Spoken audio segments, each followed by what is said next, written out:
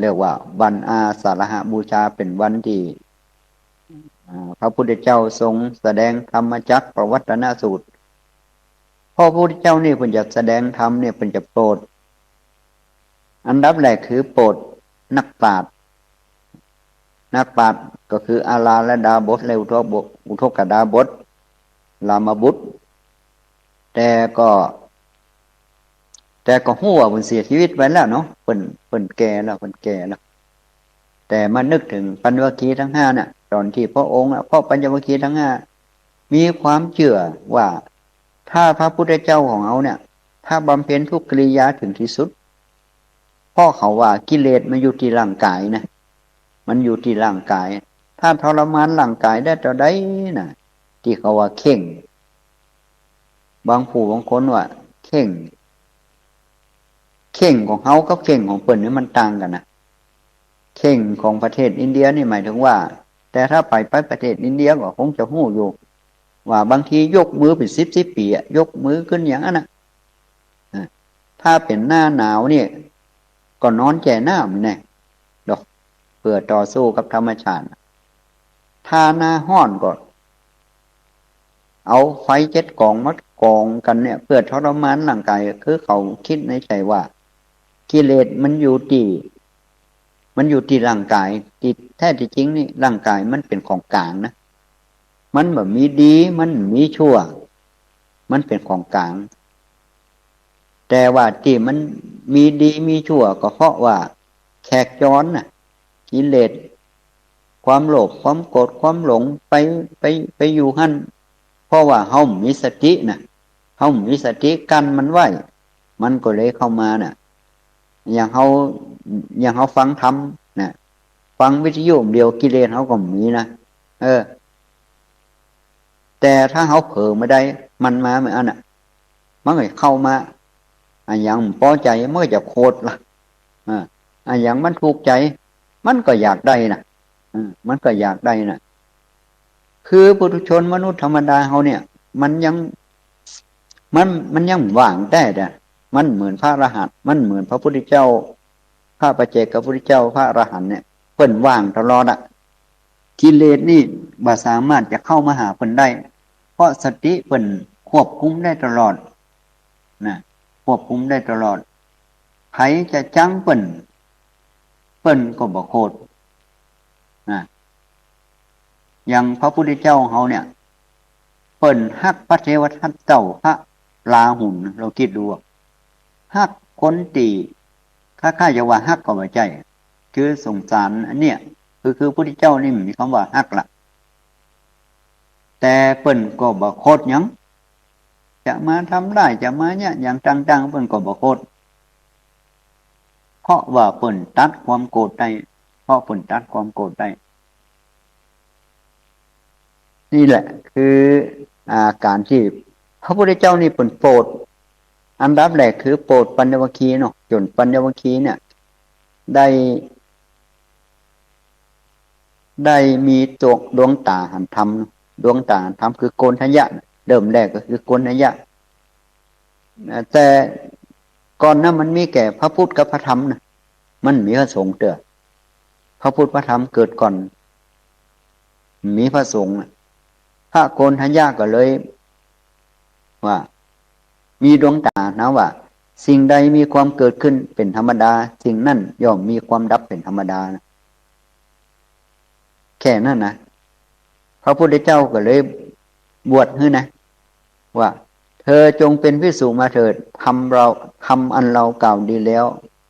เธอจงประพฤติพรหมจรรย์เถิดทำพรหมจรรย์นะว่าเพื่อทำที่สุดแห่งทุกเถิดนะมันจะเป็นคำเนี่ยคือโกณฑัญญะนี่ยังไม่ได้สำเร็จอรหันต์เดียวนะเป็นเพียงแต่เป็นพระโสดาบันน่ะมีดวงหันตาธรรมถ้าไปเป็นพระอรหันต์แล้วเพิ่นจะมีคำว่า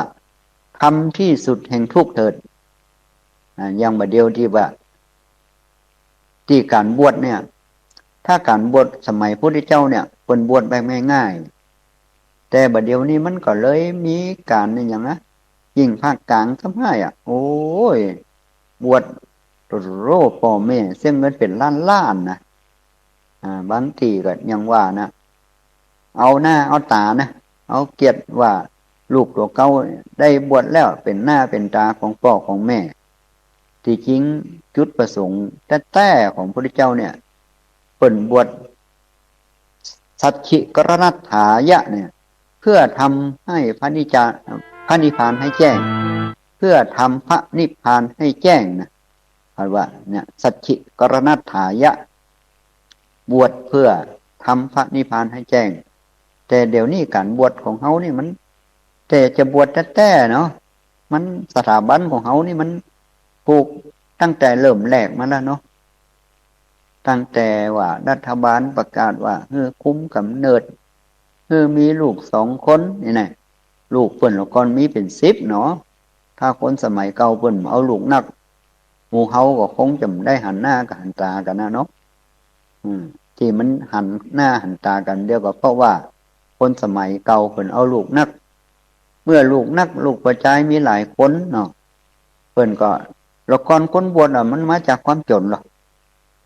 มาจากความจนจริงๆนะตำเตือพ่อแม่อย่างครูบาก็เหมือนกัน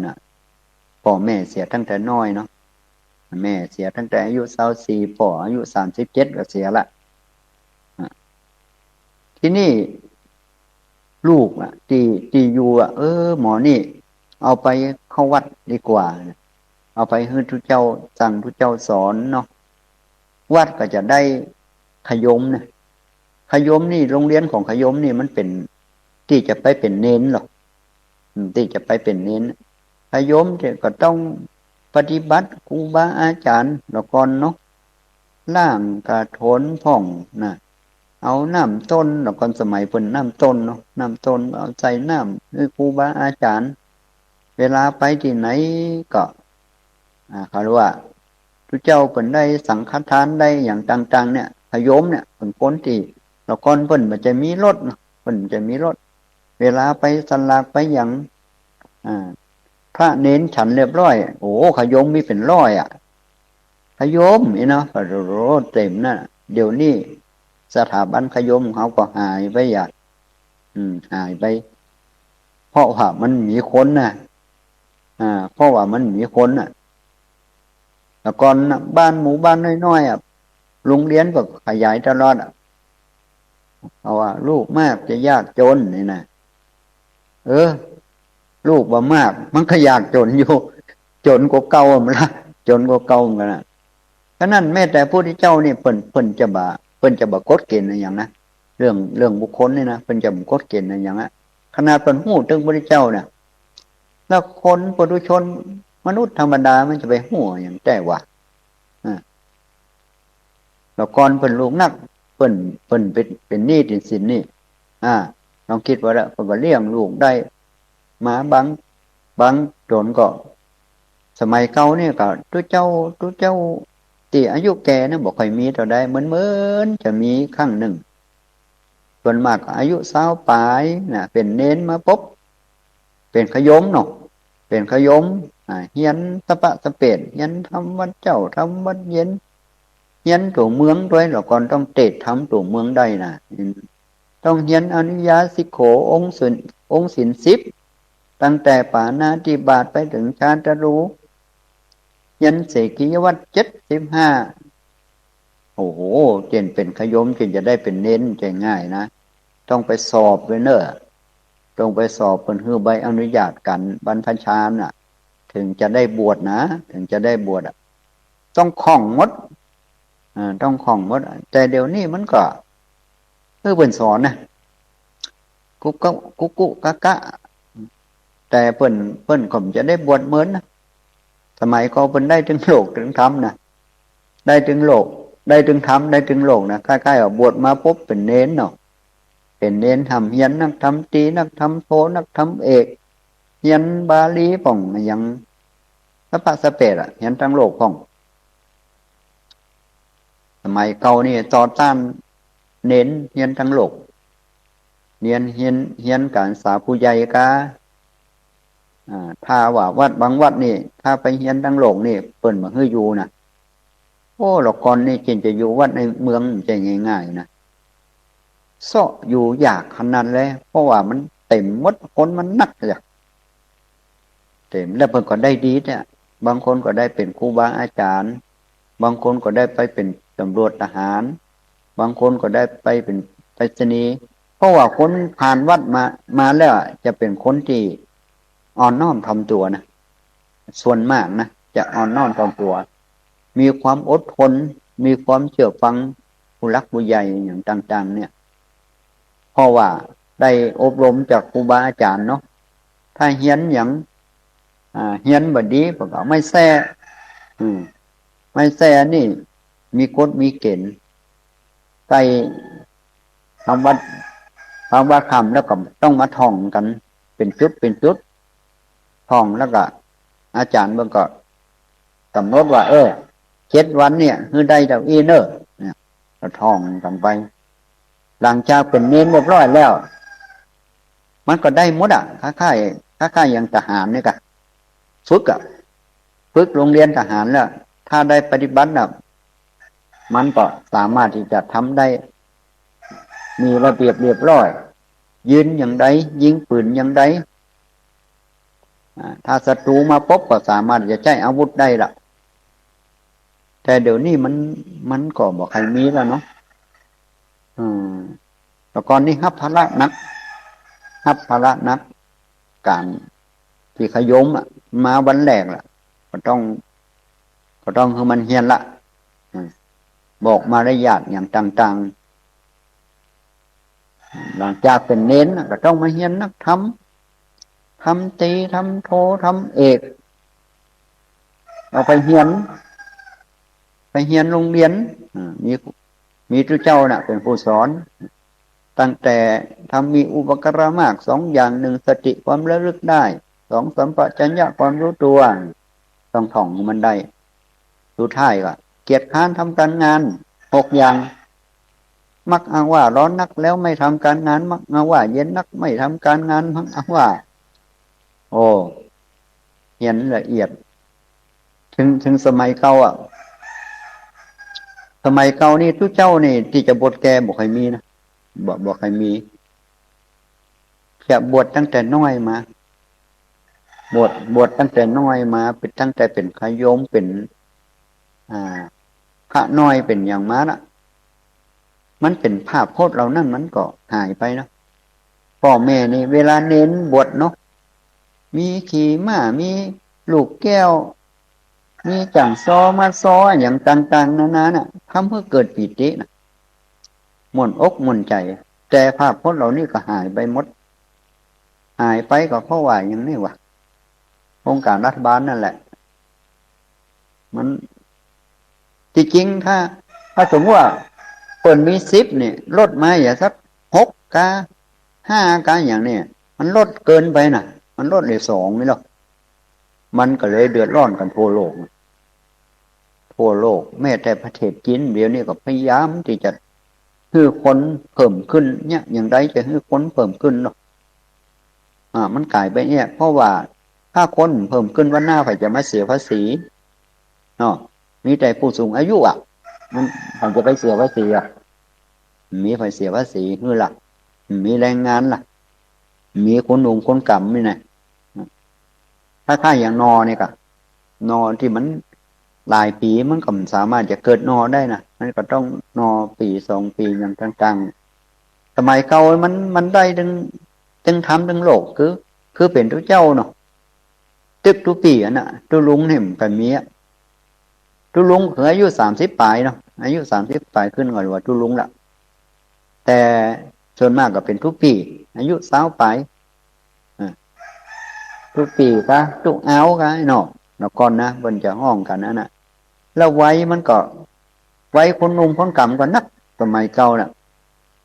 แล้วมันก็เลยมาเปลี่ยนแปลงประเดี๋ยวเนี่ยเปลี่ยนแปลงครูบาก็ตอนเป็นทุกเจ้าหนุ่มก็สอนเนาะสอนละอ่อน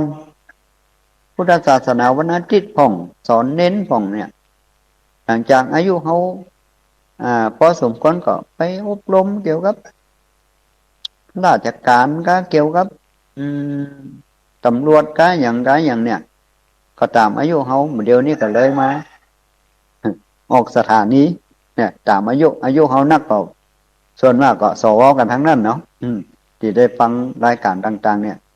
ก็ใจชีวิตคือมันอะไรว่ามันคุ้มค่านะพระพุทธเจ้านี่โปรดปัญญวคีน่ะที่ว่าสมัยเก่าเนี่ย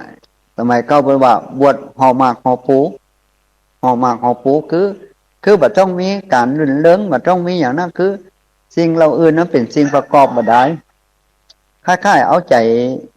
อืมจะว่าเอาหน้าเอาตาของนี่แต่มันก็เป็นสิ่งที่เขาเรียกว่าเป็นวัฒนธรรมอย่างหนึ่งจุละอ่อนบวชนะถ้าละอ่อนไปหันเปิ่นแห่ลูกแก้วไม่รู้มันจึงมันเท่ดีมันม่วนมันเหมือนจะขึ้นบนสวรรค์นะทุแต่นะได้ขี่ม้าด้วยอ่ะในชีวิตละอ่อนมันเคยขี่ม้าสักเดียวหรอกว่าเดี๋ยวนี้มันก็มีอ่าที่นะตั้งในของสอนเนาะก็เราปล่อยสั่งร้องอย่างต่างๆเนี่ยเอาละอ่อนมาส่วนมากได้แห่กันบางทีก่อนแห่มันแท้ก็มีนะมันแท้คือแห่เอาท่องเที่ยวเอาอย่างก็มีเหมือนกันบางทีนะแต่มันแต่ละคนมันมันจริงบวชจริงบวชเป็นเน้นจริงอ่ะถ้าบวชเป็นเน้นแล้วก็ตัวมันน้อยเนาะจบส่วนมากก็จบป.4สมัยเก่าอ่ะบางทีเขาก็ล้อเล่นกันนะเดี๋ยวห้องครูบาห้องอะไรอย่างเดี๋ยวมากอบเนอเนี่ยตัวมันน้อยอ่ะมันแปลกคนเฮานี่มันเหตุการณ์มันเปลี่ยนแปลงเร็วเมื่อเฮาน้อยน่ะเมื่อเป็นละอ่อนเมื่อเป็นเน้นเนาะกินได้เนาะแต่มันมีของกินนั่นละมันมีของกินเฮ้อกินละยิ่งเฮียนหนังสือนี่โอ้โหยิ่งลำบากมากเลยฉะนั้นที่เป็นเฮียนหนังสือที่เป็นได้ปรริญญาเป็นได้เป็นครูบาอาจารย์ก็อย่างนั้นแสดงว่าเป็นมีความอดทนสูงนะอดทนสูงถึงได้เป็นนั่นเป็นนี่แต่ว่าส่วนมากก็เป็นอ่อนที่ยากจนยังหลวงพ่อวัดพระแก้วเนาะที่เป็นเสียไปที่เป็นเจ้าคณะภาค6เนาะแล้วก่อนเป็นก็ชื่อท่านบ้านหัวพุทธัศน์นี่ชื่อที่หลังนี่ก็เลยลืมไปเป็นบอกว่าคนเฮาเนี่ยเหมือนดอกไม้ในป่าเหมือนดอกไม้ในป่าถ้าดอกไม้ในป่านี่มีไผฮู้จักแต่ถ้าดอกไม้ในป่าน่ะมันมาอยู่ในแจกันบริษัทหรือธนาคารก็อย่างนะคนก็เริ่มสนใจแล้วว่าอันนี้มันเป็นดอกอย่างนี้คนสนใจก็เหมือนกับคนเฮาก็เหมือนกันจากละอ่อนพันนอกที่บ่มีอย่างน่ะได้ต่อสู้ชีวิตได้เล่าเรียนศึกษาด้วยความมุ่งมั่นด้วยความเพียรจนได้รับความรู้แล้วก็เป็นตำแหน่งนั่นเป็นตำแหน่งนี้เนาะคนก็รู้จักละเพราะอย่างปาไปเพราะการศึกษาปาไปนะเพราะการศึกษาปาไปถ้าว่าละอ่อนเรานั่นมันสมัยเก่ามันเครียดละถ้าสมมติว่าบอกไปเรียนหนังสืออย่างกันก็หมอนั่นศึกษาลาเพศไปก็เฮอกันนะเฮอกันหมอนั่นก็ศึกด้วยอย่างเงี้ยแต่ว่าที่ไปเรียนหนังสือนี่มันก็ทวงเวลาหน่อยคือว่ามันเพลิดเพลินไปครับที่เรียนที่ศึกษาไปเนาะที่เรียนที่ศึกษาไปบางผู้บางคนก็ได้เป็นครูบาอาจารย์เป็นอย่างกันไปนั่นก็แสดงว่าดอกไม้ที่มันอยู่ป่ามีไผฮู้จักแต่มาอยู่ในแจกันธนาคารกาอย่างกาเนี่ยมันก็จะมีคนฮู้จักนะฉะนั้นพระพุทธเจ้าเนี่ยเปิ่นโปรดปัญจวัคคีย์ทั้ง5เนี่ยจนมีพระสงฆ์องค์แรกก็คือพระโกณฑัญญะพุทธเจ้าเลยตรัสว่าโกณฑัญญะรู้แล้วหนอโกณฑัญญะรู้แล้วหนอบวชแค่นั้นมันต้องมีอย่างนักเธอจงเป็นภิกษุมาเถิดทำอันเรากล่าวดีแล้วเธอจงประพฤติพรหมจรรย์เพื่อทำที่สุดแห่งทุกข์เถิด นั่นก็คือการบวชของพระพุทธเจ้าดั้งเดิมจริงๆนะดั้งเดิมจริงๆเป็นผลต้องไปเสี่ยงเงินเสี่ยงทองอย่างนั้นแต่วัฒนธรรมประเพณีมันก็ทำให้คล้ายๆบางคนอาจจะบ่เข้าใจว่าเริ่มแรกเป็นเนี่ยอย่างใดเป็นเนี่ยอย่างใดอ่าเพิ่นจะมีก็บทลุกบทลี้บทนีสงสารบทพันก็สุขบทสุขหัวนอนนี่อย่างเงี้ยเพิ่นก็มีกรรมเหมือนกันนะแต่พระพุทธเจ้านี่เป็นว่าบวชหนีสงสารจริงๆแท้ๆนะบวชหนีสงสารก็หมายถึงว่าสังสารวัฏน่ะสังสารวัฏการเกิดการตายการเวียนว่ายตายเกิดเนี่ยแล้วก็ปฏิบัติคือมันตามมรรคที่พระพุทธเจ้าได้เจตธรรมจักรปวัตนสูตรน่ะว่ามรรคมีองค์8น่ะสัมมาทิฏฐิสัมมาสังกัปโปสัมมาวาจาสัมมากัมมันโตสัมมาอาชีโวสัมมาวายโมสัมมาสติและสัมมาสมาธิเนี่ยนี่แหละเป็นหลักที่จริงในธรรมแมงสี่หูห้าตาน่ะมันเป็นหลักธรรมนะมันเป็นหลักธรรมจริงๆที่ว่าหลักธรรมแต่ว่าเป็นเอาภูกราธิฐานเข้ามาเป็นเปรียบเทียบน่ะเขาก็เข้าไปคือธรรมาธิฐานได้อย่างในตอนหนึ่งที่พระเจ้าดินน่ะไปไล่ไปโดยแมงสี่หูห้าตานะที่ว่าสุมาเทกี้เป็นทองคำนะที่พระโพธิสัตว์เอาไว้อย่างนี้นะแล้วก็ในที่สุดพระโพธิสัตว์เขาก็ได้กับเจ้าเมืองได้กับลูกของเจ้าเมืองน่ะแล้วก็เพิ่นแปลงลิ้นเนี่ยเข้าไปหาที่วังได้น่ะเพราะว่าเอาทองคำที่เก็บไว้น่ะเอาทองคำที่เก็บไว้น่ะที่แมงสีหูห้าตาอันนี้มาเป็นทองคำนะในที่สุดก็ลิ้นนั่นก็ได้ไปถึงวังได้พระโพธิสัตว์เขาก็เลยได้ลูกพระเจ้าดินนี่นะแล้วก็ลูกพระเจ้าดินก็มานึกในใจว่ามันได้ทองจากไหนมาก็ได้จากแมงสี่หูห้าตานี่แหละก็เลยไปไหนมาพบที่นี่แมงสี่หูห้าตาไปพระเจ้าดินก็เลยหลงไปในถ้ำน่ะหลงไปในถ้ำนั่นก็มันก็มีเข้าไปออกมาได้มีหูน้อยๆมีหูน้อยๆที่นี่พระเจ้าดินนี่ก็มีเมียน่ะมีเมียมีมเหสี7 คนน่ะ7 คนและที่นี่ถ้าจะให้ถ้ำเปิดได้เนี่ยมันจะต้องมีมเหสีคนใดคนหนึ่งเนี่ยสุมาเด้อเอาเสื้อเอาผ้าออกหมดนี่พระเจ้าดินถึงจะออกมาได้นั่นเป็นธรรมาธิฐานเป็นบุคลาธิฐานเพื่อมาสู่ธรรมาธิฐานนะแล้วก็ในที่สุดนางคนที่7นั่นน่ะก็เลยนางหมู่อื่นอายทหารอายอย่างที่ได้เปลื้องผ้าอย่างต่างๆเนี่ยแต่นางคนที่7น่ะคิดในใจว่าถ้าเฮาเปลื้องผ้าเนี่ยพระเจ้าดินก็สามารถจะออกจากถ้ำได้ก็คงจะไปสวรรคตอย่างนี้นางก็เลยเปลื้องผ้าพระเจ้าดินก็เลยออกมาได้ธรรมะนั่นก็คือโพชฌงค์7นั่นแหละโพชฌงค์7สตินะเขาเรียกว่าสติเนี่ยเป็นตัวเปิด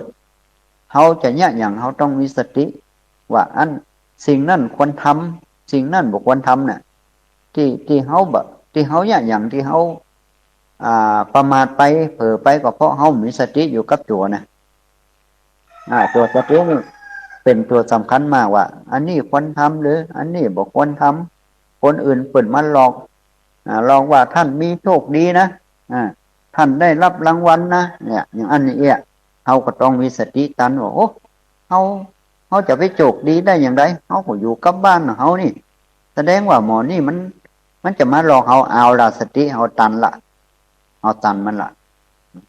ถ้างั้นที่แม่เขาจะไปพังเผอทำจะไปด่าไผจะไปคิดไผจะไปหว่างคนนั่นคนนี่เขาก็มีสติตันแล้วว่าเขาบอกคนจะด่าเนี่ย มันบดีนะนี่สติกันล่ะที่เขาเนี่ยกันไปนั่นก็คือเผยสติแต่คนเฮานี่ส่วนมากพระพุทธเจ้าเปิ่นฮื้อมีสติ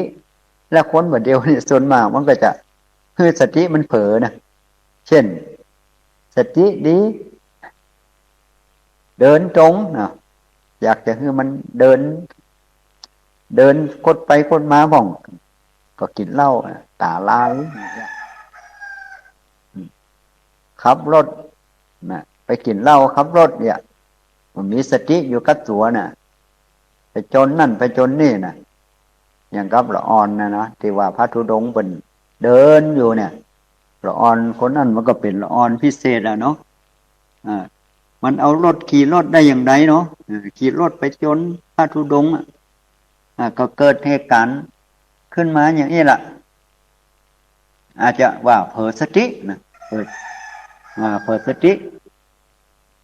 แต่ลำพังสติมันก็มีอยู่แล้วนะ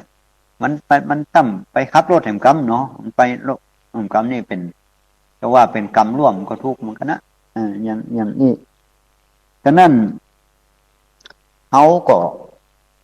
อืมเขาก็มานึกในใจว่าชีวิตของคนเขาเนี่ยมันเป็นของน้อยมันเป็นของมันมนุษย์เขาเนี่ยมันอายุถึง100เนี่ยมันก็คงจะน้อยนะคงจะน้อยแต่เทวดาเนี่ยเป็นอายุนักเนอะคนเขานี่ส่วนมากน่ะจะได้บ้านหลังเนี่ยโหมันจะต้องคิดเงินโอ้โหกี่ปีเนาะบางสมัยเก่านี่เป็นเอาเงินค่ายๆว่าอย่างไรเพิ่นจะเอาสิ่งอดีตมาเป็นปัจจุบันนะเช่นสมมติว่าไปแต่งบ้านเพิ่นก็ต้องคิดไม้ไว้ก่อนนะคิดไม้มาก่อนแล้วก็ถึงมาแต่งบ้านนะมันก็ทิ้นนี่นะแต่เดี๋ยวนี้มันตรงกันข้ามนะเอาอนาคตมาเป็นปัจจุบันคือเอาเงินธนาคารมาก่อนเนี่ยแล้วก็ผ่อนเบิ้ลอย่างเงี้ยมันเอาเงินอนาคตมาจ่ายปัจจุบันเนี่ยสมัยเก่าบนจะเล่มที่นี่ก็เพราะปัจจุบันหลังเดียวกันอันนี้มันแยกกันนะแยกนี่หมายความว่าจะต้องเสียค่าน้ำค่าไฟค่าตู้เย็นต้องซื้อมาอย่างมันต้องเพิ่มขึ้นอ่ะแต่ก่อนเป็นแม้แต่คนจีนเหมือนว่ากงสีก็คืออยู่ร่วมกันหมดที่บ้านเดียวกันเปิ้นก่อนต้องไปใช้จ่ายนั่งนะเปิ้นก่อนต้องใช้จ่ายนั่งแต่บัดเดี๋ยวนี้คนเฮาส่วนมากมันก็แยกกันตั้งครอบครัวใหม่ขึ้นมามีเงินเดือนมีเงินดาวอย่างก็อันนี้กันมาแม้แต่ประเทศจีนบัดเดียวนี่นะที่บ้านว่างมีถึง600 ล้าน600 ล้านหลังลูกถึงขนาดนั้นน่ะเป็นที่ว่าพระพุทธเจ้านี่โปรดปัญจวัคคีย์เนาะแล้วเปิ่นโปรดไผ่แฮมอันดับ2คือโปรดผู้มีอำนาจผู้มีอำนาจในเขตนั่นคือไผ่คือพระเจ้าพิมพิสารประเทศอย่างก็จ้างเด้อแม้แต่ประเทศไทยเฮานะถ้าว่าพระเจ้าแผ่นดินบ่ได้ถือพุทธไปถือศาสนาอื่นมันก็คงจะวุ่นวายกันนะเพราะบ่มีคำว่าพระเจ้าแผ่นดินเป็นผู้อุปถัมภ์พระศาสนาอุปถัมภ์พระศาสนาในประเทศอินเดียหรือประเทศจีนนะในยุคไหนที่ว่าพระเจ้าแผ่นดินเป็นพุทธเนี่ยเปิ้นก็บำรุงพระพุทธศาสนาเนาะในการก่อสร้างก็ดีในการบำรุงพระภิกษุสามเณรคือสปายะเนี่ยคืออยู่แบบบ่มีอันอย่างมีปัญหาอย่างแต่ถ้าหาว่าถึงยุคแห่งยุคที่ว่าพระเจ้าดินเป็นพุทธเนี่ยมันก็จะบ่เหมือนเก่าละมันจะบ่เหมือนเก่าละมันก็เปลี่ยนแปลงวัดวาอารามต่างๆก็เปลี่ยนแปลงไปสำคัญมากเลยนะสำคัญมากมันเหมือนกับที่เรา2 คนอู้กันว่าอย่างน่ากลัวที่สุดเนี่ยนะคนนั่นก็ว่าพระเจ้าดินน่ากลัวที่สุด ละครพระเจ้าดินนี่เป็นคล้ายๆว่าสั่งอย่างเป็นนั่นหรอกสั่งอย่างเป็นนั่นอ่ะอย่างเจ้าอ้าวเชียงใหม่เนี่ยเจ้าอ้าวเนี่ยถ้าอ้าวนี่นะมันได้อะไปประหารเลยนะบางคนนี่ไปลักไก่เพิ่นไปลักจะไข่เพิ่นป้องอย่างเพิ่นเนี่ยเพิ่นจับมาปุ๊บบ่นี่ไปจะได้ลักจะไข่เพิ่นลักไก่เพิ่นอ้าวนี่นะเอาไปประหารเลยนะจะบอกแล้วก็ถ้าเป็นลักจ้างนี่แบบประหารว่ากำกึดมันนักมันไปลักจ้างมันอันนี้ขนาดจักไข่มันได้ยังปลูกหรอกจักไข่กาอย่างยังปลูกยังไปลักเพิ่นอยู่นี่นะยังไปลักเพิ่นถ้าว่าอ้าวนี่มันได้นะที่เราสองคนก็โอ้กันนะอย่างน่ากลัวที่สุดพระเจ้าดินเขาก็ไปถามพระเจ้าดินว่าพระเจ้าดินน่ะพระองค์นี่กลัวอย่างที่สุดพระเจ้าดินก็บอกว่ากลัวเสนาอำมาตย์เสนาอำมาตย์นี่มันจะล่มเฮาได้หมู่ทหารน่ะหมู่ที่ยศสูงยศใหญ่น่ะมันจะล่มเฮามันได้เฮาก็บ่ฮู้อ้าวเขาก็ไปถามทหารนั่นก็ถามเสนาอำมาตย์หมู่นั่นนะยศใหญ่ยศสูงนั่นนะว่ากลัวอย่างที่สุดเขาก็ว่ากลัวกลัวโจรว่ะโจรนี่มันจะมาเมื่อใดเฮาก็บ่ฮู้มันจะมาทำร้ายเฮาเมื่อใดเฮาก็บ่ฮู้เพราะมันได้บอกเฮาเนี่ยมันได้บอกเฮาอ่ะทีนี้เขาก็ไปถามโจรกับที่เราสองคนนะไปถามโจรโจรกลัวอย่างที่สุดกลัวเมียว่ะกลัวเมียเฮาปล้นมาได้น้อยมันก็ว่าเฮาว่าจะได้ปล้นได้น้อยอันนี้เอ็มบอกกลัวเมียเขาไปถามเมียกับเมียของโจรนะกลัวอย่างที่สุดกลัวคนโอ้คนปากสังเกตไว้แล้วถึงว่าเฮาโอ้ไปมันปากอ่ะเฮาก็หัวมันจะไปคิดอย่างไรเฮาอ่ะมันจะหันไปเฮากะมันหันไปเฮาหูนี่นี่เอาว่านี่พระพุทธเจ้านี่เป็นโปรดพระเจ้าพิมพิสารนั่นหรอถ้าพระเจ้าดินเป็นเอาตัวน่ะเอาละมันมีปัญหาอย่างละมันมีปัญหาถ้าพระเจ้าดินเป็นเอาตัวเนี่ยมันก็มีปัญหาในการเผยแพร่พุทธศาสนานะมันจะต่อต้านกันนะมันจะต่อต้านถ้าพระเจ้าดินได้มาฟังธรรมของพระพุทธเจ้าได้เกิดเลื่อมใสเนาะในคำสั่งสอนของพระพุทธเจ้าที่ได้ตรัสรู้แล้วแถมพระเจ้าวิมพิสารนี้ยังสร้างวัดวัดเวรุวันนะวัดสวนไผ่เป็นวัดแรกในพระพุทธศาสนาในพระพุทธศาสนาพระเจ้าวิมพิสารเนี่ยแห่งแล้วก้อนเปิ้นก็เป็นแค้นนะประเทศอินเดียนะมันเป็นแค้นปกของไปพวกอังคะมครากาสีกสระวัชีอย่างมันมี16แค้นมันมี16แค้นปกของอย่างครับอเมริกาบงเป็นรัฐกันไปนะรัฐเท็กซัสรัฐอย่างนิวยอร์กนะอย่างของเปิ้นไปนะประเทศอินเดียแล้วก่อนมันก็เป็นแคว้นนะเป็นแคว้นเป็นแคว้นกันนี่พระพุทธเจ้าโปรดเขาเรียกว่าโปรดพระเจ้าดินโปรดพระเจ้าดินพระเจ้าพิมพิสารนี่มีความเลื่อมใสต่อไปพระองค์ไปโปรดอย่างหัวโปรดมหาเศรษฐีเนี่ยโปรดมหาเศรษฐีมหาเศรษฐีสมัยนั้นก็มีนักนะประเทศอินเดียน่ะโดยเฉพาะอานาถบิณฑิกะมหาเศรษฐีอานาถบิณฑิกะเศรษฐีเนี่ยโอ้โหอยากจะสร้างวัดเชตวันวัดเชตวันนี่เป็นวัดที่เป็นของเจ้าเชษนะเป็นที่ของเจ้าเชษ แต่ว่าอนาถบิณฑิกะมหาเศรษฐีนี่ก็อยากจะสร้างวัดเจ้าเชษฐ์ก็เลยร้องใจว่าถ้าข้าได้จีเนี่ยก็คือเอาเงินมาปูเต็มหมดเลยเต็มที่เลยจะขายให้เราอันน่ะดูโอ้โหอนาถบิณฑิกะมหาเศรษฐีนี่เป็นพระโสดาบันบอกพระโสดาบันนี่ในพระพุทธเจ้านี่เป็นถึงบอกแล้วว่าที่ว่าทุกเจ้าขอมได้ไม่ใช่ญาติไม่ใช่ภาวนาและยังพอที่เป็นพระอริยเจ้าน่ะเปิ้นบ่ฮือขอนะถ้าขออย่างไรเปิ้นปฏิเสธนะเปิ้นปฏิเสธพระพุทธเจ้าเลยว่าบ่ต้องไปขอที่เปิ้นเป็นพระอริยเจ้าอ่ะไม่ใช่ญาติไม่ใช่ภาวนานะขอมได้แต่บอกบุญได้ แต่เฮาบ่เจาะจงนะไม่ใช่ว่าโอ้ขอแม่หอมวัด10,000เนอะแสนเนอะนี่นะได้นะแต่เขาบอกบุญว่ามาเดี๋ยวนี้วัดกำลังมี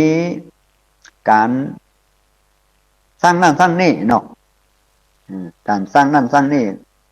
แล้วแต่เขาไม่ได้บังคับเจาะจงนะเขาไม่ได้บังคับเจาะจงว่าเพิ่นมันแค่ว่าโยมต้องหอมอาตมา10,000เนอะนี่มันได้นะแต่ญาติเขาได้อยู่ถ้าเป็นญาติเขานะหรือว่าโยมที่เป็นภาวนานะภาวนาคือออกปากไว้ว่าท่านเจ้าถ้าหาว่าวัดมีอย่างถ้าอันนี้ก็บอกให้เจ้าเนอะอันนั้นคือว่าภาวนานะภาวนาอย่างพระบางตนน่ะเวลาเป็นเดินเนาะเดินลงนี่มันมีหลายเดินลงนะบางตนเดินเพื่อจะค่ายต้องการเงินนี่ก็มีต้องการปัจจัยเวลาโยมเปิ่นว่าโอ้เดินไกลเวลาโยมเปิ่นหับแล้วยังขอปัจจัยเปิ่นหันอยู่อ่ะมันใจนะมันใจญาติมันใจภาวนานะเขาขอมาได้มาขอมาได้ในตระกูลของที่เป็นพระอริยเจ้าตั้งแต่พระโสดาบันขึ้นไปเนี่ยพระพุทธเจ้าเปิ่นมาฮื้อขอนะถ้าขอยังเป็นจะฮื้อหมดอ่ะเพราะว่าจิตใจเปิ่นถึงพระพุทธพระธรรมและพระสงฆ์จิตใจเปี่ยมร้นด้วยทานศีลและภาวนานะทานศีลและภาวนา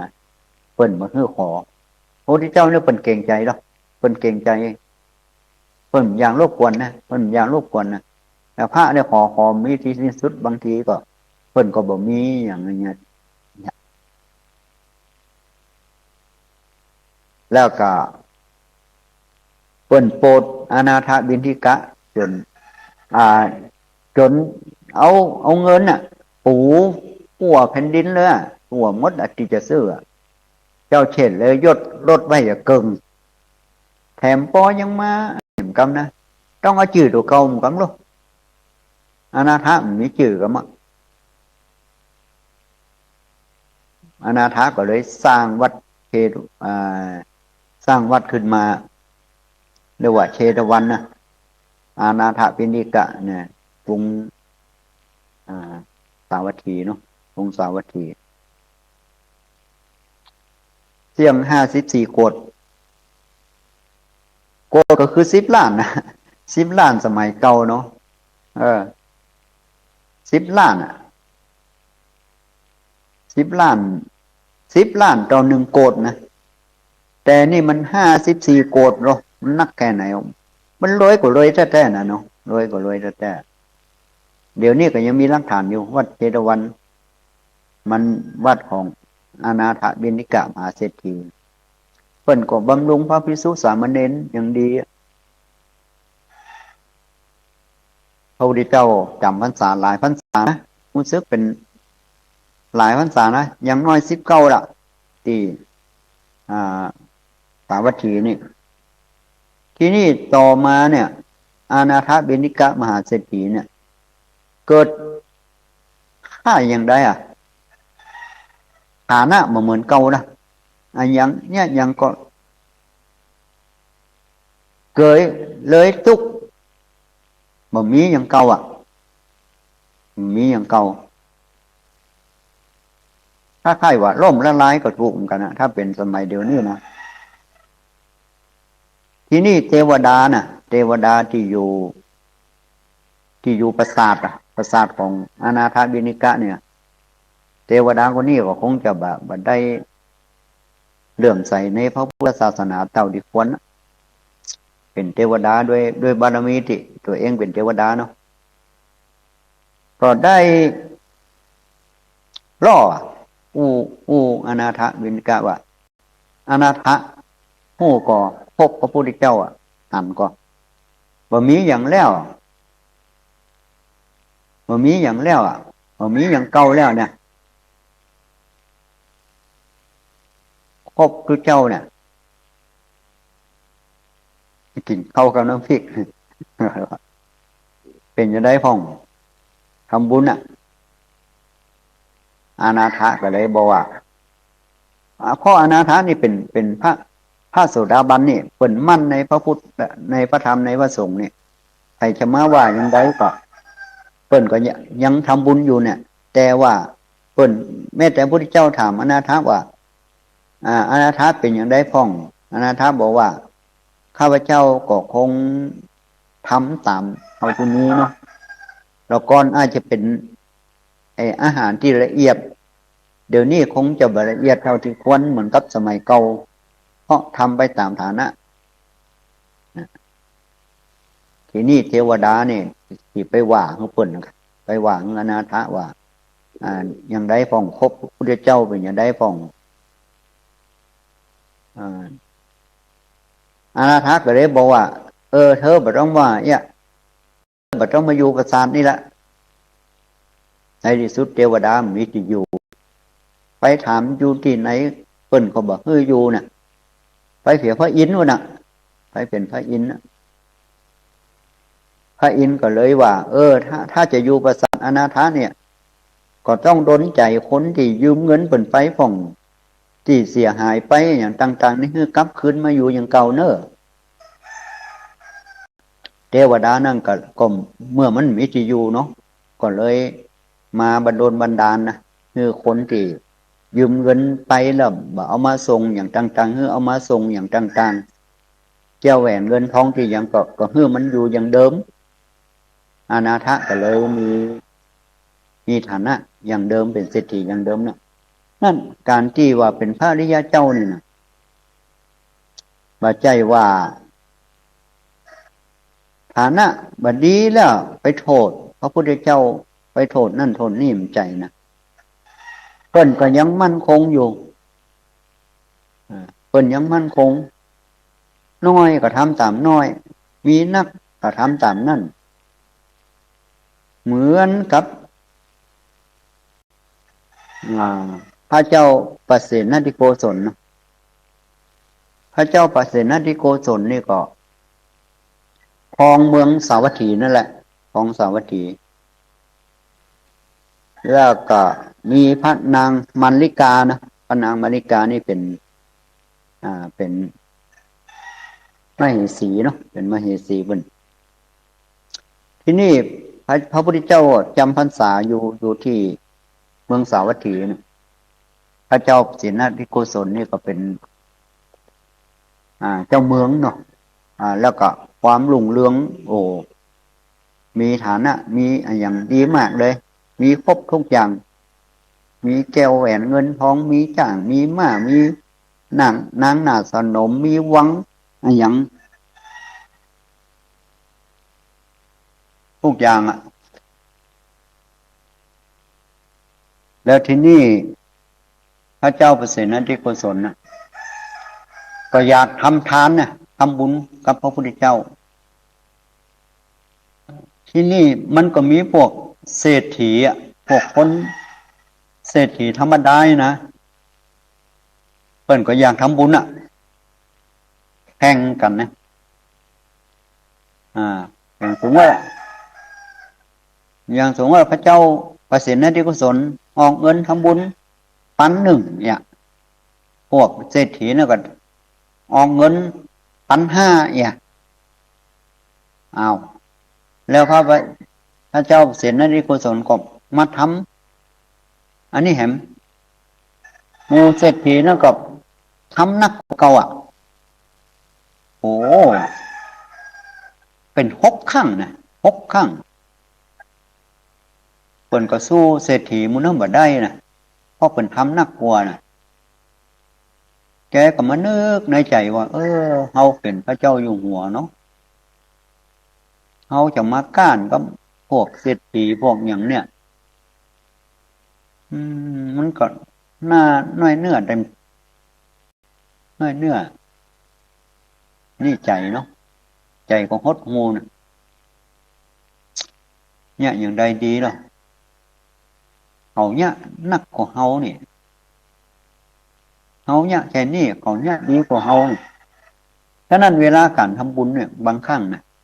การตัดสินใจครั้งแรกเนี่ยเป็นเรื่องสำคัญนะบางผู้บางคนนี่ไปรอคนอื่นไปรอว่าหมอหน้าพอมันมีเงินมันยังออกน่ะแสดงว่าเขาเกิดจากได้เขาบอกเกินหมอนี่ล่ะเพราะเขาเอาหมอนี่เป็นที่ตั้งน่ะพอแล้วพอมันเนาะเนี่ยเขาของเขาต้องไปเทียบไผถ้าเขาทำบุญแล้วน่ะเขาทำบุญแล้วมาจากใจของเขาเนี่ย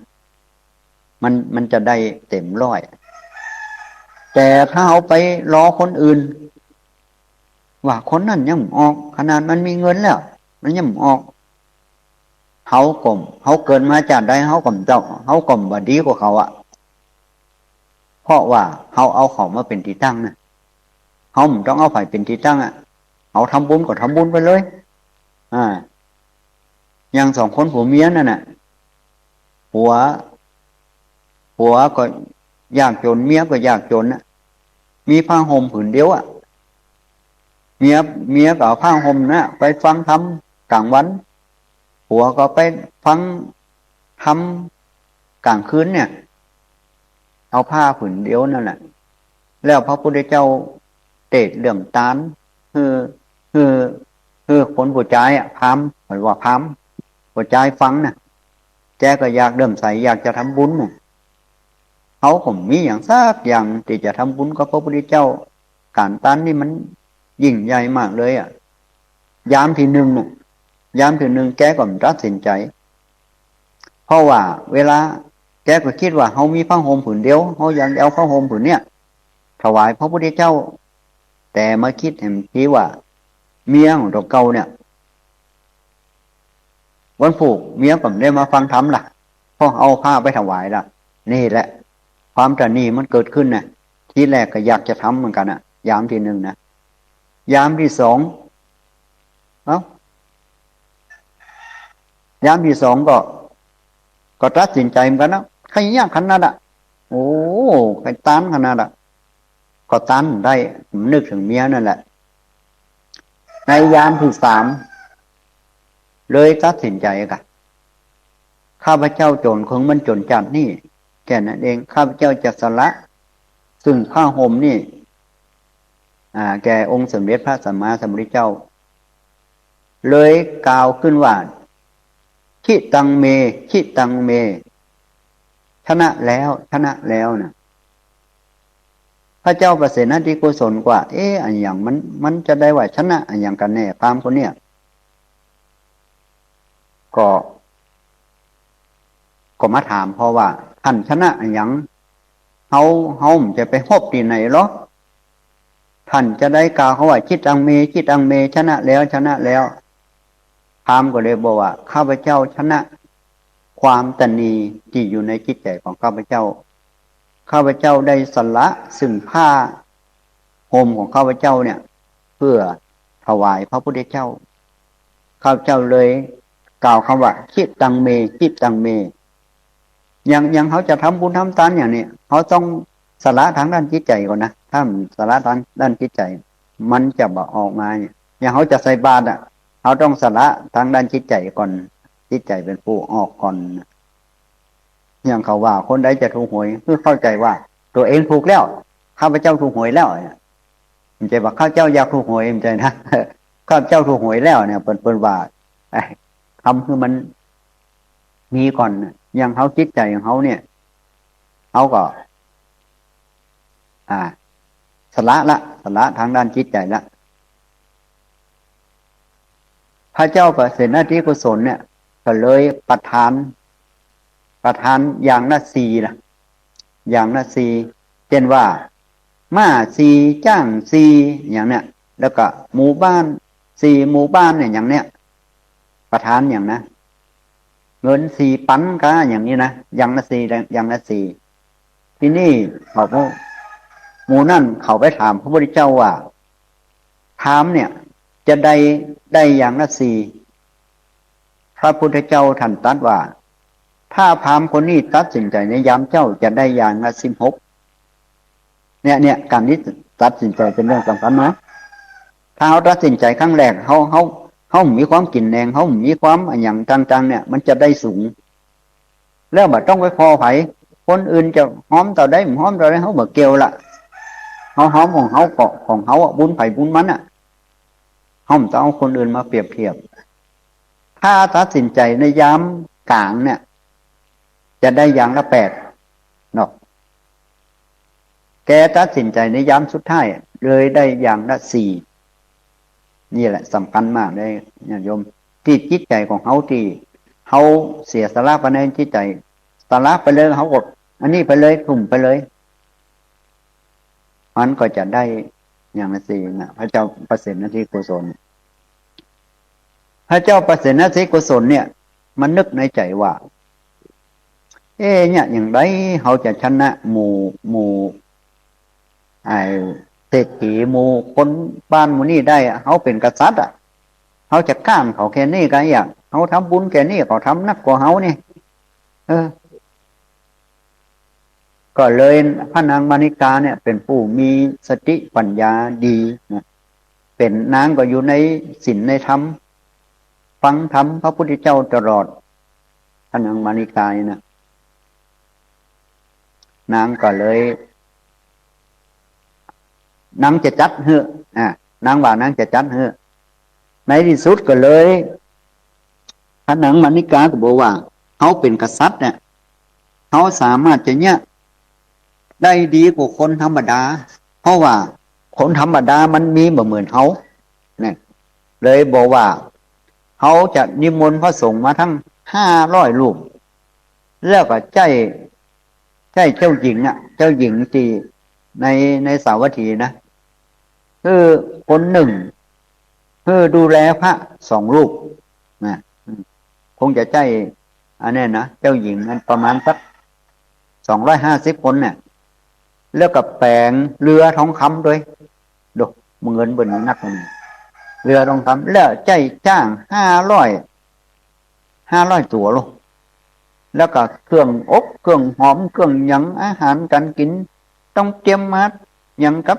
เขาย่ำได้ทำเดียวไม่ก็มีกินกิจปัญหาก็อย่างสาต่างๆทำอาหารละเอียดอ่อนเลยแบบที่เขาทำมาได้น่ะแล้วก็ใจ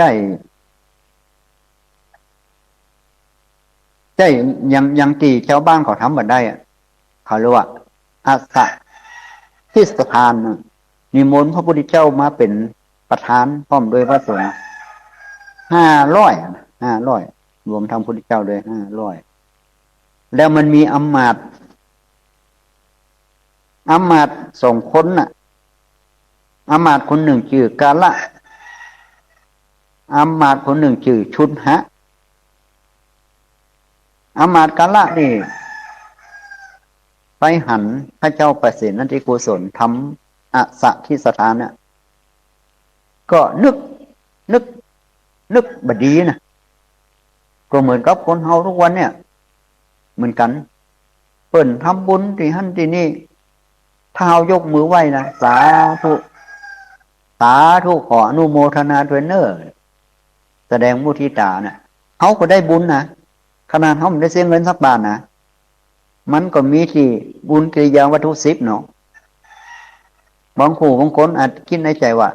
ถ้าเจ้าถูกหวยเจ้าจะมาทำบุญเนอ มันมันจะถูกไม่ได้หัวจะถูกไม่ได้ท่ามันได้อ่ะท่านี่มันได้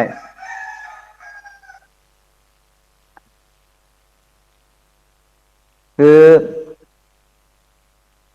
กาละเนี่ยกาละอามาตย์เนี่ยเป็นผู้คิดแบบนี้โอ้พระเจ้าดินนี่เอาเงินมาขวาง14 โกฏก่อนนั่นที่จะเอาเงินไปเนี่ยสิ่งที่เป็นประโยชน์แก่ชาติบ้านเมืองนี่เอามาเหมือนตำน้ำพริกละลายแม่น้ำโอ้เป็นการเป็นงานอย่างแต่ว่าเอาจ้างมาเป็น500 ตัวมีปีเรือทองค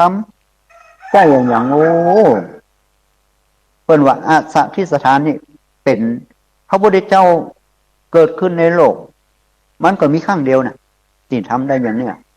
มีข้างเดียวตอนนั้นโดยเฉพาะพระเจ้าหัวเจ้าดินเป็นผู้ทำเป็นผู้ทำหลังจากนั้นมาแกคิดแบบนี้นะแกคิดว่าเอาเงินเอาอย่างไปใส่ใจในสิ่งที่บ่ถูกมันมีอำมาตย์แห่งคนหนึ่งชื่อว่าชุนหะนี่เป็นคิดดีนะโอ้ขออนุโมทนาสาธุโดยบุญญาบารมีของพระเจ้าประสิทธิ์นะด้วยกุศลพร้อมโดยพระนางมาริกาเป็นหน้าบุญหน้ากุศลอันยิ่งใหญ่ของประชาชน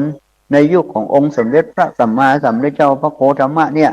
เป็นครั้งแรกขอบุญบารมีที่เป็นได้สร้างสมมาในอดีตชาติก็ดีปัจจุบันชาติดีที่เป็นได้ทำไว้อย่างที่คนอื่นบ่สามารถจะทำได้ข้าพเจ้าในฐานะเป็นอามาตย์ก็ขออนุโมทนาสาธุถึงแม้ข้าพเจ้าบ่ได้ทำข้าพเจ้าก็ขออนุโมทนากับท่านพระประเสริฐพระเจ้าประเสริฐนริกุศลกับพระนางมาริกานี่ได้ทำบุญอันขั้งยิ่งใหญ่ที่บ่มีไผทำได้โอ้โหแสดงความยินดีหลังจากนั้นมาเนาะที่ว่าพระเจ้าประเสริฐนริกุศลนี่นะได้อาราธนานิมนต์พระพุทธเจ้าพร้อมด้วยพระสาวก500 รูปมาที่วังนะมาที่วังเปิดก็เตรียมพร้อมเลยแล้วมันก็มีจ้างเอาไว้จ้างดุร้ายตัวหนึ่งอ่ะถ้าเอามาปุ๊บนี่มันจะอันนี้เปิ่นอ่ะมันจะทำร้ายคนทำร้ายอย่างเปิ่นก็เลยแนะนำมาพระสงฆ์เลยแนะนำคือพระองค์ครีมานน่ะมาคุมจ้างตัวนั้นน่ะคุมจ้างตัวนั้นไว้แล้วพระพุทธเจ้าถามพระองค์ครีมานว่าถามท่านกลัวก่อนพระอรหันต์มันมีคำว่ากลัวตายพระอรหันต์นี่มีคำว่ากลัวตายพระองค์ครีมานก็ได้คุมจ้างตัวนั้นไว้เบิกมือดูร่ายนะอย่างต่างๆนี่นะทำมือพิธีเสียอย่างต่างๆนี่พระเจ้าประเสริฐนริโกศลก็ได้ทำตามที่ได้วางไว้ที่นางพระมริกาได้วางไว้นะที่นี่พระพุทธเจ้าตัดคาถาไว้แค่บรรณักอ่ะแต่ลืมไปละคาถาจะเป็นอันนี้ไว้นะแต่เปิ้นมาฮื้อป้อนนะที่จริงสมัยเก่าแต่นะสมัยพระพุทธเจ้านี่เปิ้นมาฮื้อป้อนนะหลังจากเปิ้นฉันแล้วก็ลุกไปเลยเพราะว่าคนทำมันก็ได้อยู่แล้วนะแต่มันมีพวกเดรัจฉีนะพวกเดรัจฉีคือนักบวชนอกศาสนาเนี่ยเขาจะว่าคล้ายๆว่าขออยู่ดีมีสุขขอหล่ำรวยอย่างเนี้ยชาวบ้านก็เลยไปทูลพระพุทธเจ้าทีหลังว่าหมู่เดรัจฉีเนี่ยเป็นยังเวลามากินมาฉันยังเป็นยังว่าจะดีพระพุทธเจ้าเลยอนุโลมคือพระสงฆ์เขาเรียกว่าคือพรนะที่จริงคือพรเนี่ยคือกำลังใจกันได้ที่จริงผู้ที่ทำเนี่ยมันก็ได้ไปแล้วผู้ที่ทำมันได้ไปแล้ว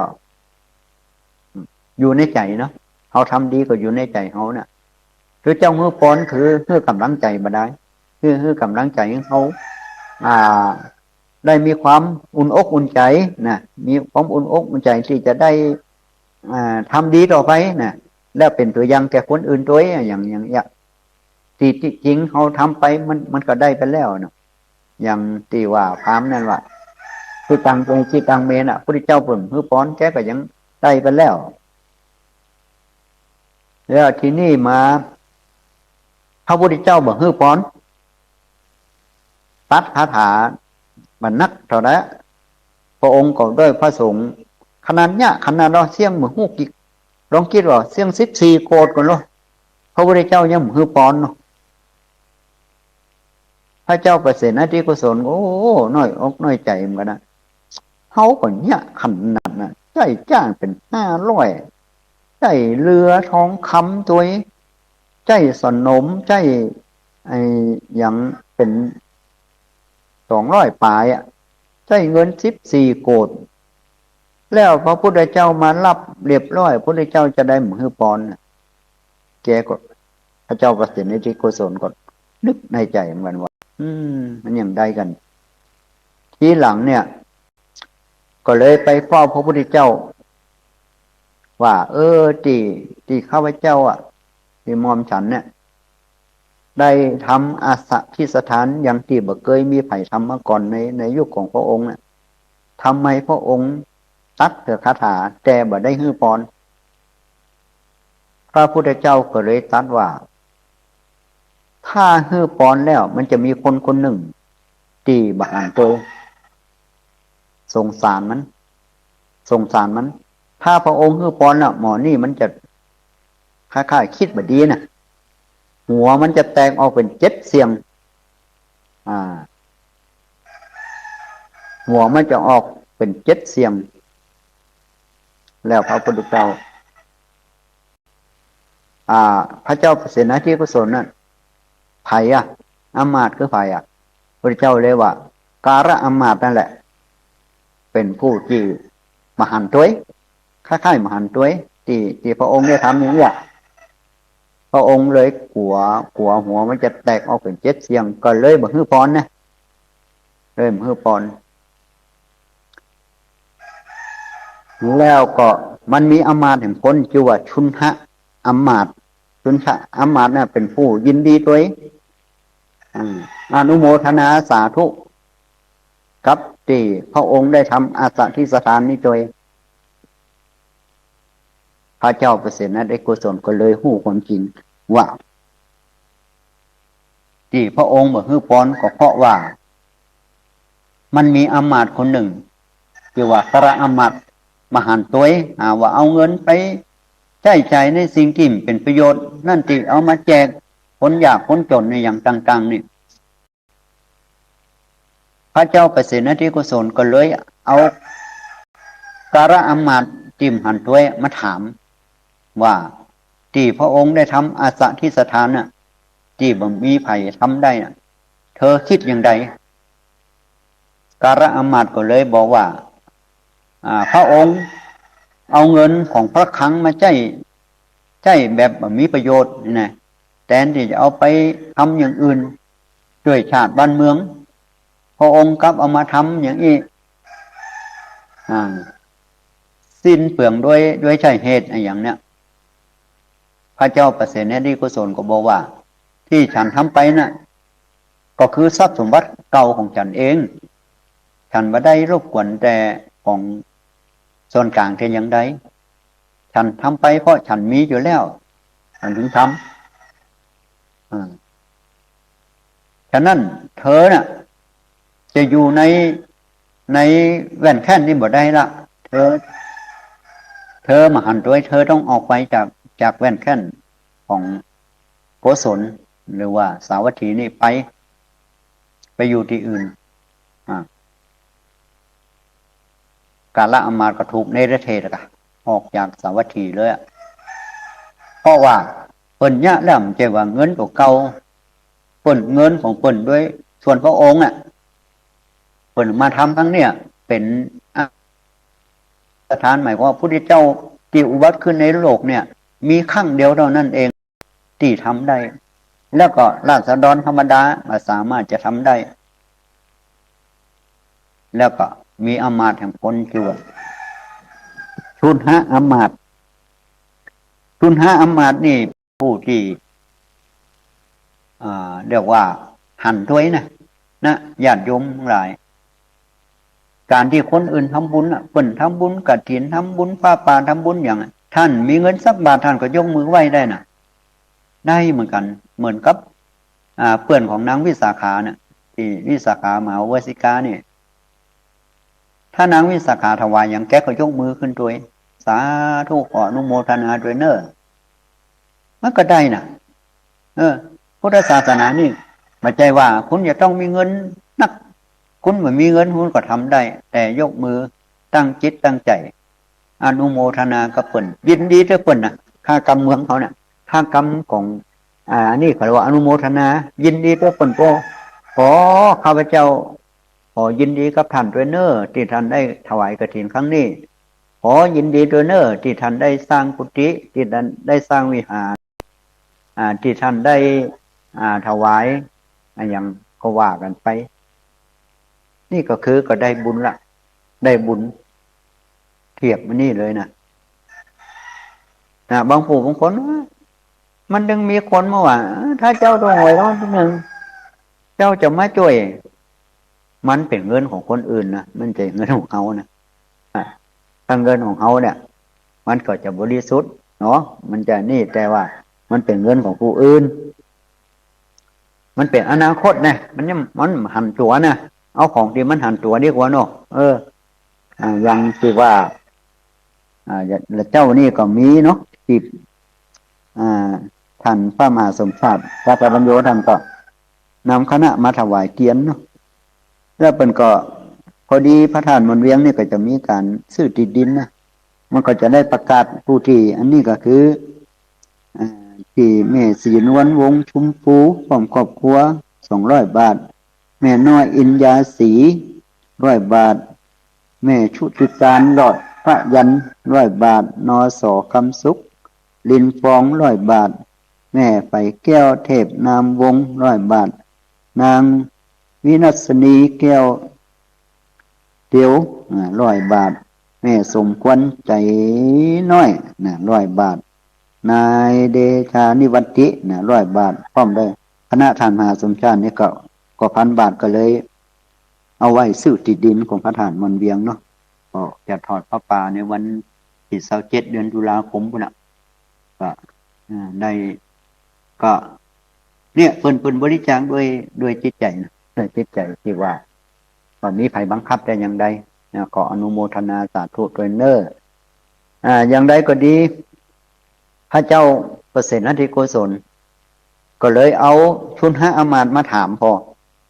ว่าที่พระองค์ได้ทำน่ะเธอคิดอย่างไรชุนหอมาตย์ว่าโอ้โหข้าพเจ้าขออนุโมทนากับท่านด้วยเนอที่มีบุญวาสนาบารมีในยุคของพระจอมดินองค์อื่นก็ไม่สามารถทำได้เหมือนพระองค์แสดงว่าพระองค์ได้สร้างบารมีเก่ามานักพระองค์ได้มีทรัพย์สมบัติทุกสิ่งทุกอย่างสามารถจะ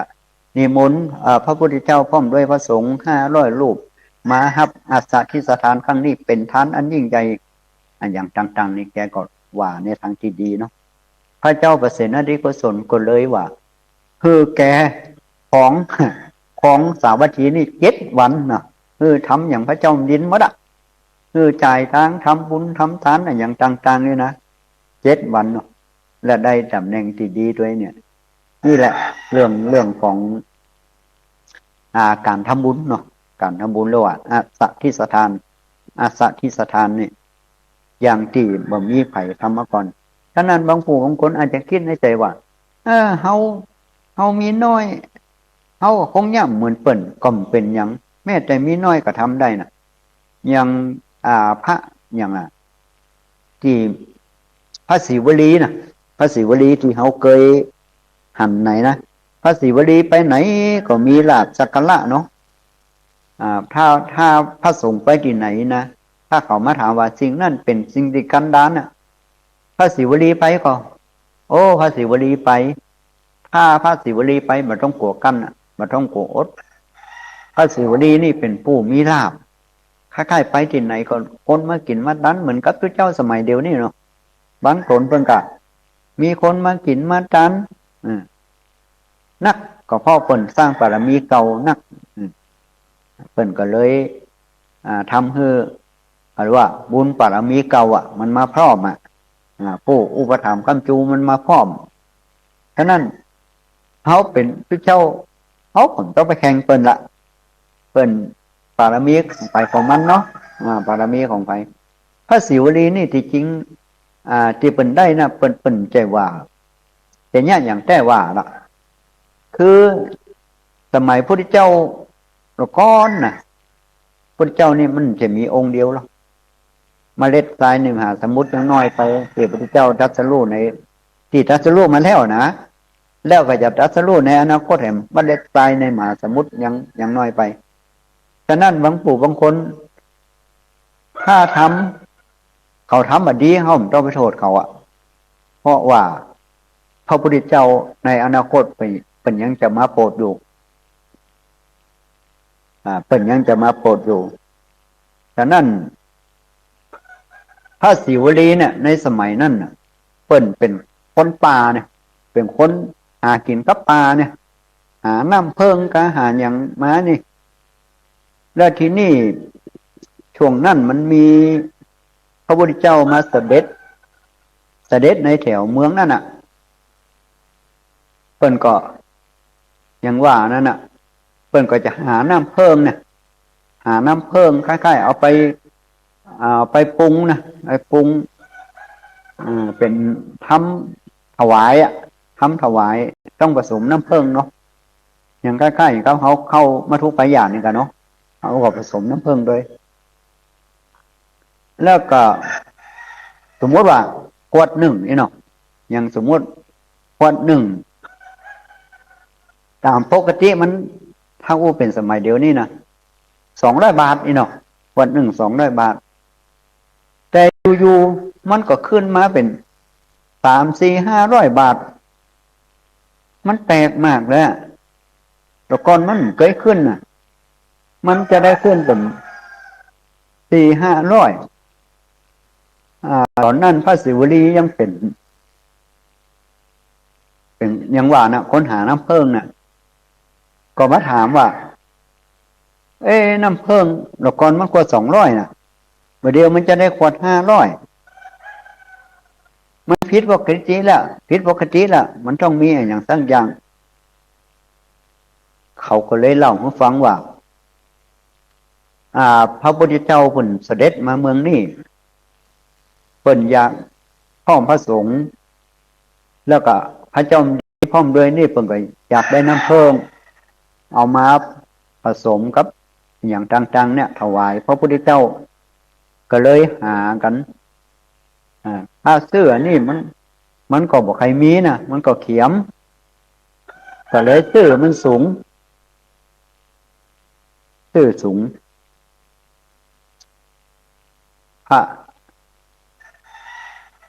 พระศิวลีตอนเป็นเจ้าบ้านนะเจ้าป่าว่ะ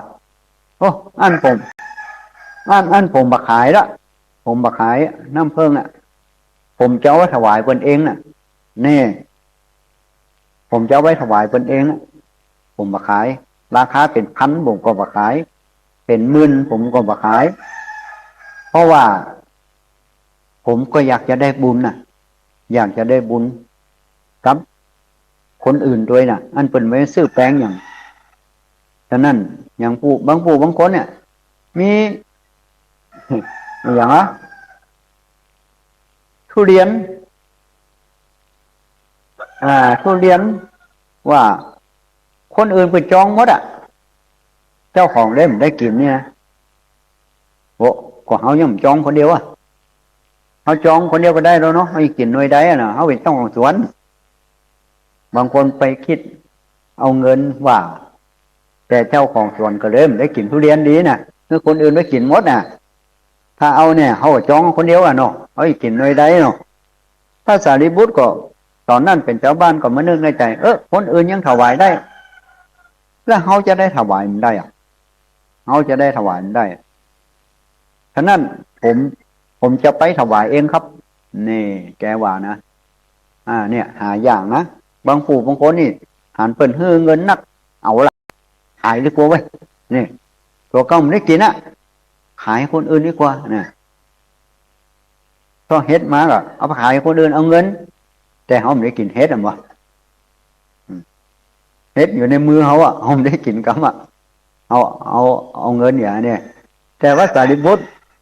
ว่าศิวลีเนี่ยตอนเป็นเจ้าบ้านเนี่ยเปิ่นคิดเปิ่นคิดว่าคนอื่นยังอยากจะได้บุญแล้วเขา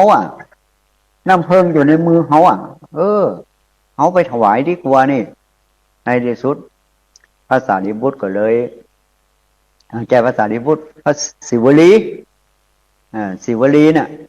ที่มากด้วยลาบนี่นะเปิ่นก็เลยเอาไปถวายพระพุทธเจ้าพร้อมด้วยพระสงฆ์ด้วยน้ำเพิงน่ะอานิสงส์ที่ถวายน้ำเพิงน่ะแค่นั้นนะด้วยจิตที่บริสุทธิ์น่ะเปิ่นเกิดมาจากใดเปิ่นก็มีลาภสักการะไปที่ไหนก็มีคนช่วยเหลือนะมันมาแบบบ่ฮู้ตัวเลยมันมาแบบบ่ฮู้ตัวฉะนั้นการทำบุญทำทานเนี่ยมันก็เป็นเรื่องที่จุดประสงค์อย่างหนึ่งก็คือเฮาถวายเป็นสังฆทานเขาจะไปถวายเป็นเขาเรียกว่าเป็นทานในเจาะจงกับทานบ่เจาะจงเนี่ยทานเจาะจงก็หมายถึงว่าทานสมมติว่าลุงเดื่มใส่ตุลุงแก้วอย่างเดียวเนาะถ้าตุลุงแก้วมาบิณฑบาตก็ใส่บาตรนี่นะเป็นปาฏิปุคลิกทานหมายว่าเจาะจงแต่ถ้าเขาคิดเห็นอย่างว่าทุเจ้าอย่างมากก็ได้ที่ข้าพเจ้าถวายเนี่ยเพื่อสังฆทานหมายว่าบ่ได้เจาะจงพระภิกษุรูปหนึ่งรูปใดก็เหมือนก็เขาไปวัดไปวายเนาะผู้จารย์เมื่อกี้กล่าวคำถวายเนาะภัตตาหารพร้อมทั้งบริวารแต่พระภิกษุสงฆ์ขอพระภิกษุสงฆ์จงรับซึ่งภัตตาหารพร้อมทั้งบริวารเหล่านี้ของข้าพเจ้าทั้งหลายเพื่อความสุขและความเจริญในข้าพเจ้าทั้งหลายสิ้นกาลนานเทินหมายเพราะว่าเปิ่นถวายเป็นสังฆทานสังฆทานนี่หมายถึงว่าบ่เจาะจงภิกษุรูปหนึ่งรูปใดฉะนั้นผู้ที่ถวายน่ะจะได้รับอานิสงส์สูงนะรับอานิสงส์สูงหมายถึงว่าได้กว้างขวางกว่าเพราะเปิดใจกว้างกว่าน่ะอันนั้นมันเปิดใจแคบเปิดใจแคบถ้าสมมติว่าพระเจ้านั่นเป็นสมมติว่าเขาถวายพระเจ้าบ่ใจแค่ประเทศไทยนะสมมติว่าเขาถวายสังฆทานเนี่ยรวมทั้งประเทศอื่นด้วยนะที่เป็นพระเนี่ยพูดมันได้มหาศาลเลยมันได้มหาศาลเนี่ยเขาว่าทำจิตใจกว้างขวางจิตใจกว้างขวางเขาเรียกว่าเป็นสังฆทานเขาถวายพระพุทธเจ้าพร้อมด้วยพระสงฆ์บอกว่าจะเป็นสมมุติสงฆ์หรืออริยสงฆ์มันก็คือกันที่เขาทำจิตใจของเขาคือกว้างขวางความเขาเรียกว่าความที่ผิดพลาดมันบ่มีนะมันมีผิดพลาดมันได้อย่างเดียวคือเขาบันทึกความดีไว้ในใจของเขานะเมื่อเขาบันทึกความดีไว้ในใจของเขานะ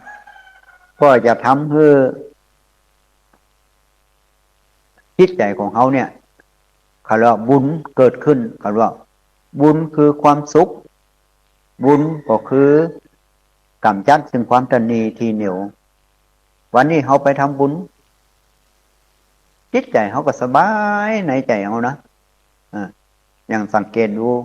ขึ้นสีขาวต่างๆเนี่ยที่เพิ่นไปทำบุญส่วนมากก็หน้าตายิ้มแย้มแจ่มใสถึงแม้ว่าเขาบ่มีเงินนักเป็นเศรษฐีมหาเศรษฐีอย่างคนอื่นเขาก็ยังเป็นคนจนอยู่คนจะงามน้ำใจใช่ใบหน้าคนจะสวยจัญญาใช่ตาหวานคนจะแก่ความรู้ใช่อยู่นานคนจะรวยสินทานใช่บ้านโตนะคนมีศีลมีทานอยู่ในตัวน่ะเขาเรียกเป็นคนรวยนะถึงแม้เขาจะอยู่กระต๊อบน้อยเดียวแต่จิตใจของเขายังทำบุญได้นะแสดงว่าเขารวยคนหนึ่งอยู่ปราสาทสะดวกสบายทุกสิ่งทุกอย่างเขาบ่สามารถที่จะเสียสละทรัพย์ส่วนตัวเพื่อส่วนรวมได้เขาก็ถือว่าเป็นคนยากจนอยู่มารู้ว่าเขาเป็นคนยากจนอยู่ฉะนั้นเขาเกิดเป็นชาวพุทธเวลา ถือว่าเป็นบุญกุศลอันยิ่งใหญ่นะที่ยุคนี้ก็ถือว่าเป็นยุคที่เป็นยุคดีนะถือว่าดีนะหนึ่งเราได้ทำบุญสองเราได้ฟังวิทยุเนาะที่พระสงฆ์องค์ข้าเจ้าออกรายการเนาะตั้งแต่ตีสามเนาะครูบานี่ก็ออกตั้งแต่ตีสามเนาะเฉพาะวันการเฉพาะวันการก็เขาก็ได้ฟังหลากหลายบางผู้บางท่านก็เตะทำเมืองทัดถ้อยทัดคำเตะทำเรื่องผ่องเตะอะไรยังผ่องเพราะมันถึงถ้าเป็นอาหารเนี่ยมันสารพัดอาหารนะเป็นบุญนะเป็นบุญของท่านผู้ฟังนะไปทั่วหมดไปทั่วหมดเขาก็มาจากความเสียสละของสถานีแต่ละสถานีของขึ้นสีขาวแล้วก็ที่ได้ถ่ายทอดไปเนาะเพื่อ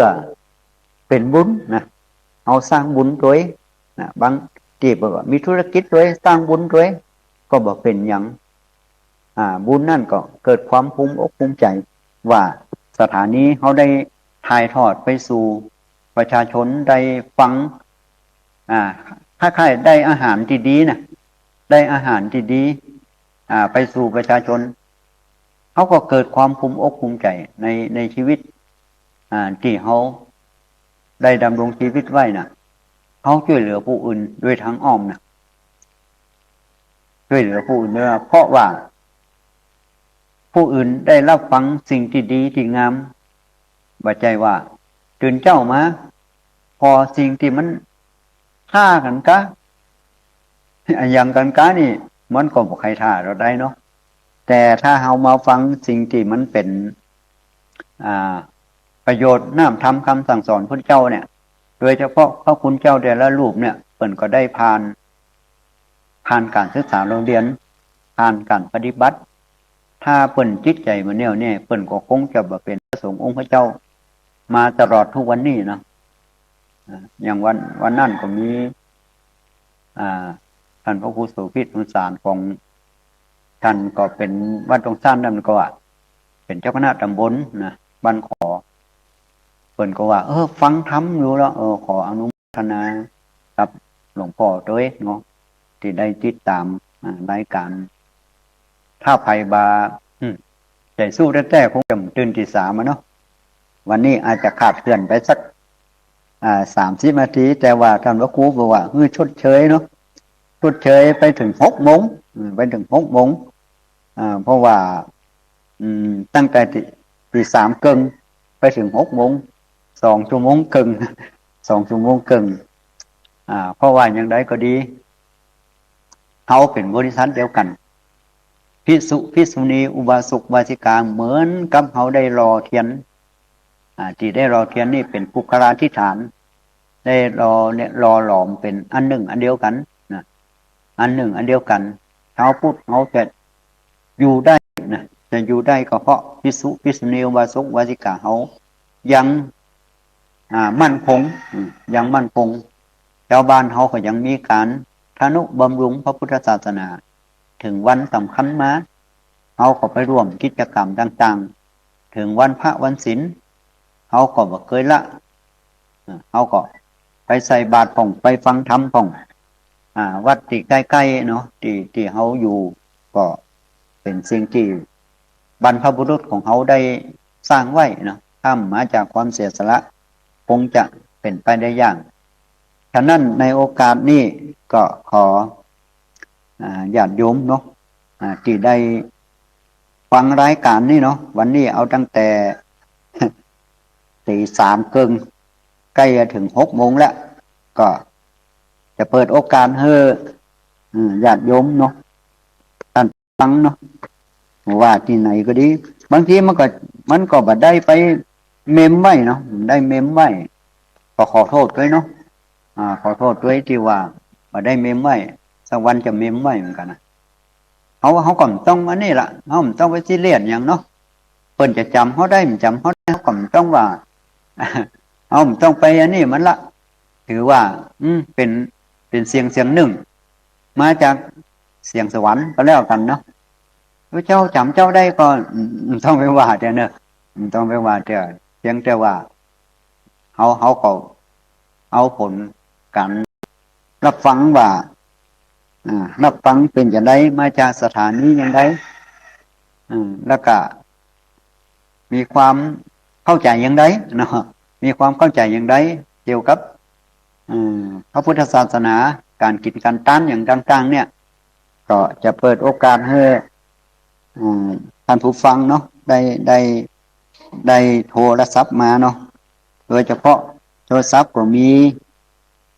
เบอร์โทรเนาะ0936976606ว่ามกำเนาะ0936976606ใครที่จะโทรมาเนาะก็โทรมาได้ในเบอร์นี้ในนามของครูบาสงวนสุปปโสพระธาตุมนต์เวียงอำเภอเมืองปานเนาะจังหวัดลำปาง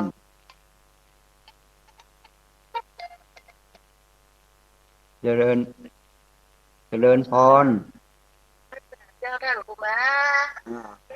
แม่ทุกเตี้ยมันศิลปรสิเตี้ยมันโหหลับมันโหมาก่อนเนาะว่าวันนี้บอกเอาอะไรจากแล้วปล่อยฟังติดจากได้ยินเสียงพอติดจำไปแล้วน่ะฟังอันนี้ก็มันอาจจะคัดข้องสักเล็กสักน้อยเนาะมันเป็นเรื่องธรรมดา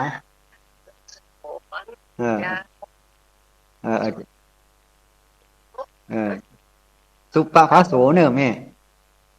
สุปภาโสโสโอ้ไหลตอนมาแล้วเด้อดีละแม่เนาะฟังไปเถอะเนาะทำง่ายมันก็ดีละเนาะแม่เนาะความขึ้น98.75ว่าโทษจงซักนะเจ้าห้วยทองซักเนาะดีละเนาะชัดเจนเลยเจ้าครูบาเจ้าอนุโมทนาเด้อสายจบไปเนาะเจริญพรเด้อสายจบไปเนาะวางสายเด้อแม่เนาะต่อไปแม่คำนวณเนาะบ้านดินดำล่ะแม่คำนวณนี่เมมได้คนเดียวอยู่เดียวนี่เมมแม่คำนวณได้มันเปิ่นฮับขึ้นมาได้ไหมคือวันนั้นเจอหลวงพ่อเนาะพระครูโสภิตเปิ่นคณาจารย์เปิ่นได้ห้องหู้ซึกว่าเปิ่นถ้าจะอยู่บนจิ๊กจ้องคงจะฮับจังไงถ้าบ้านเด็กบ้านไกลๆนี่บ้านอยู่ข้างบ้านนี่ประมาณสัก50 เมตรจ้ะก็ถ้าหมามันก็เอาที่ต่างๆเอามาเป็นนะก็ได้นะได้เนาะมีกับแม่กับโจกดีเนาะมันเดินในจบได้ทำเลยเป็นยังไงมันเป็นมาในหลายวันแล้วมันเป็นนาที10 นาทีเดินกันแล้วเอามาเดียวติดดีละแม่ได้ฟังป่องก็เป็นอย่างอ่ะคือได้ฟังก็แล้วกันนะได้ฟังก็แล้วกันเนาะก็จะสัก4-5 กึ่งนี่นะ5 กึ่งเดิน10 นาทีออกมาดีดีแล้วเนาะแม่เนาะอนุโมทนาเนาะเดี๋ยวสายต่อไปเนาะสายต่อไปเนาะแม่วางสายเนอะสายต่อไป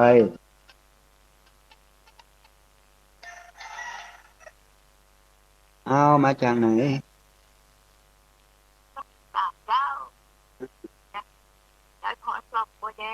ร่องบัวแดงแดะที่โทรมาเนาะเคยโทรมาแล้วเนาะเป็นได้พองฟังชัดอีกก็ฟังชัดอีเนาะขอโทษด้วยเนอะ ติตื่นที่สามก็แม่แม่ตื่นที่สามบ่ตื่นตื่นกี่โมง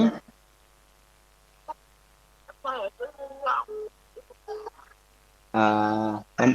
วันนี้ผิดพลาดไปหน่อยวันนี้ที่สามเกิง ตื่นที่สองล่ะนี่ล่ะตื่นเจ้าได้กินพักน้ำปลายกินขวาตื่นขวาได้กินพักน้ำเก้าอะไรวันว่าดีละดีละแม่ฟังหลายรูปเนาะมีคำให้อย่างเดียวเนาะแม่เนาะอ่าเอาแล้วเนาะอยู่ดีมีสุขเนอะแม่เนอะเจริญเจริญพรเนอะสายต่อไปเนาะแม่อันนี้เนอะฟังสายก่อนเนอะสายต่อไปยังมีโอกาสอยู่เนอะวันนี้ท่านพระครูว่าเจริญพรมาจากไหน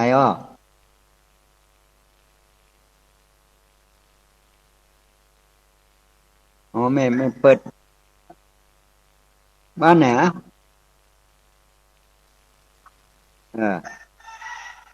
372เนาะ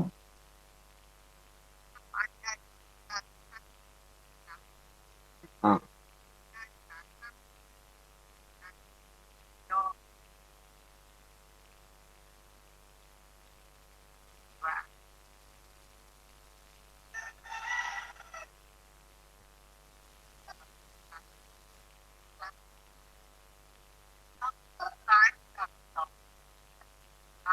ครูบาอยู่เป็นนะเมืองปานไม่เนอะอยู่เมืองปานไม่เนอะเออเออเดี๋ยวลุงจองเปิดฟังนะเนาะเจริญพรเนอะสายต่อไปเนอะยังมีโอกาสอยู่เนอะ0936976606เนาะยังมีเวลาอยู่เนอะทันทีโทรมาวันนี้มัน6 โมงนี่ส่วนมากก็จะตื่นกันนะเนาะ6 โมงถึง6 โมงนี่อ่า สายที่